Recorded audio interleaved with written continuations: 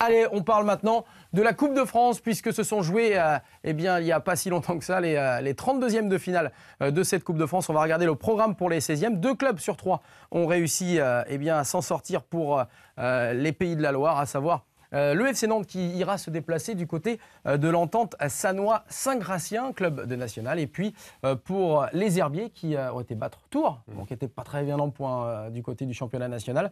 Ils ont été battre les Tourangeaux de buts à 1. Et bien du côté des Herbiers, on ira à Villefranche, autre club national. C'est un tirage comment pour les deux? Bon, pour le FC Nantes, c'est un bon tirage, hein, évidemment, même si l'entente Sannois-Saint-Gratien a éliminé Montpellier. Pour les Herbiers, c'est le bon tirage s'il avait été inversé, quoi. S'ils avaient joué à domicile, parce que se faire sortir éventuellement à Villefranche-sur-Saône, c'est dans l'anonymat. Après c'est aussi l'opportunité, parce qu'il n'y a pas beaucoup d'écart, d'aller encore réaliser une sacrée paire. Et puis Villefranche-sur-Saône ne va pas être du tout rassuré d'accueillir les Herbiers. Non, ça c'est clair. Allez, on va regarder ensemble justement ce qui s'est passé du côté de Tours avec les images de la qualification des Herbiers. Un doublé d'Oumar-Pouille. Regarde, super premier but. Petit extérieur pied gauche, pleine lunette. Pas mal, hein? Il n'y a eu que des beaux buts dans ce match entre Tours et les Herbiers. L'égalisation de Tours est pas mal non plus. Regarde, pied gauche, boum, 40 mètres par-dessus. Bon, le gardien légèrement avancé, il n'a pas fait trop gaffe. Le gardien des Herbiers, voilà. Et puis la conclusion pour les Herbiers, le super but pied gauche cette fois. Extérieur pied gauche d'Oumar-Pouille. Donc on félicite pour ce doublé l'attaquant Herbretet qui a donc qualifié son équipe pour les 16e de finale. On regarde un petit peu les photos d'après-match parce que ça a pas mal circulé sur les réseaux sociaux également.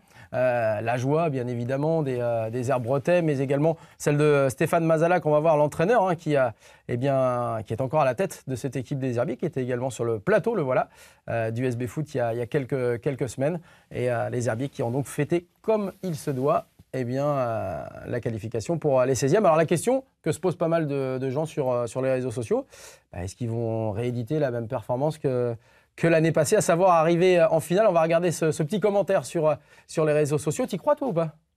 La finale, ça me paraît compliqué. Ouais, 2 fois de suite. 2 fois de suite. La magie opère encore en tout cas. Oui, la magie opère encore. Moi, je les vois bien passer encore un tour minimum. Ah ouais? Oui, je les vois bien. Ouais, c'est leur compétition maintenant. Et puis, comme on le disait tout à l'heure, tu reçois les Herbiers, finalement, même si hiérarchiquement, tu te situes un cran au-dessus, ou 2, tu n'es pas forcément favori. Non, j'en connais un, du côté des Herbiers, il aimerait bien avoir passer et avoir les Herbiers, Nantes les Herbiers du côté du stade de la Beaujoire. Stéphane Mazala qui aimerait revenir du côté du stade du FC Nantes pour un 8e de finale, pourquoi pas, et avoir encore une fois 30 000 ou 35 000 personnes du côté du stade du FC Nantes. Allez, on va regarder un petit peu ce qui s'est passé du côté de Viry-Châtillon, les deux équipes, Viry-Châtillon et Angers, qui jouaient l'une contre l'autre en 32e de finale.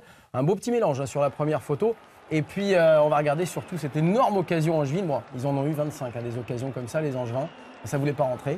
Sur un terrain, ils l'ont dit et répété, ce n'est pas une excuse, mais un terrain catastrophique. Regarde, je crois que c'est sur cette action-là. L'action pour l'attaquant angevin. Et on va regarder au ralenti, c'est le ballon. Il y a une motte, poum, une motte de terre.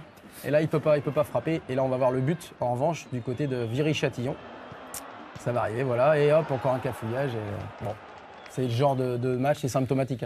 Ouais, c'est le genre de match qui refont 10 fois. Angers le gagne 9 fois. Et puis, c'est tombé là. Mais ce qui me gêne un petit peu, c'est que même sur un terrain catastrophique, Angers a d'autres arguments à faire valoir. On n'est pas obligé de jouer au sol, pour le coup. Ouais. Et dans le domaine aérien, athlétique, Angers a dû répondre. Et même sur le but qu'ils encaissent, d'ailleurs, on voit que les défenseurs angevins sont pas non plus... Ils se font bouger. Ils se font bouger par des gabarits moindres. Donc c'est vrai que c'est pas non plus... c'est ce qui a certainement déplu également à Stéphane Moulin, l'entraîneur d'Angesco. Alors c'est vrai que sur les posts des réseaux sociaux, on s'est un petit peu déchaîné parce que malheureusement, Angesco est rentré dans l'histoire. C'est la première fois dans l'histoire tout simplement qu'un club de R1, de Régional 1, a éliminé un club de Ligue 1, Viry-Châtillon, donc qui bat de façon historique Angesco, qui aurait certainement voulu entrer dans l'histoire, mais d'une autre façon. Et puis on termine cet épisode Coupe de France par la qualif du FC Nantes, qui a bien débuté donc l'année 2019. Ligue 1 contre Ligue 2, Nantes contre Châteauroux. On va regarder ensemble les buts, il y en a eu, pas mal. Avec le grand Koulibaly qui prouve qu'il va peut-être pas aussi lentement que ça. Non, non. Pas mal, du pied gauche. Il avait marqué un beau but à Montpellier en Coupe de la Ligue. Bon. Là, l'égalisation avec un Max Dupé qui n'est pas énorme sur sa parade. Et puis le but de René Krijn, le Slovène, qui est la bonne réception. On voit Vahid Halilhodžić. Et puis le premier but d'Imran Louza, le petit jeune. Ouais. Et on est content de le voir là parce que c'est un garçon qui a énormément de football dans les pieds. Exactement, puis c'est un joueur de ballon, et à Nantes on aime bien ça, on est quand même un petit peu sevré, même s'il y a Valentin Rongier et d'autres. Et on voit également le premier but d'un certain Limbombe, le plus cher joueur de l'histoire du FC Nantes, 8 millions, 10 millions d'euros, on ne sait pas trop, et qui a donc marqué ça. Lui non plus, c'est pas trop. Lui non plus, c'est pas trop.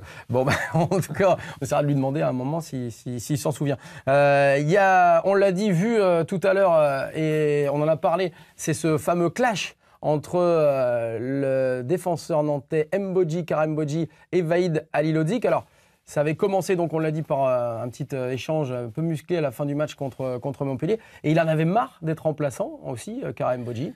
On le reverra plus. On le reverra plus. Il est reparti dès le lendemain du match en Espagne rejoindre Anderlecht qui était en stage là-bas en Espagne. Donc c'est terminé. Il en avait marre d'être remplaçant. Il en avait marre surtout d'être numéro 3 dans la hiérarchie, derrière Diego Carlos, qui est inamovible, et Nicolas Palois, que tu adores, et que tu vois comme un titulaire indiscutable. En tout cas, il l'a prouvé.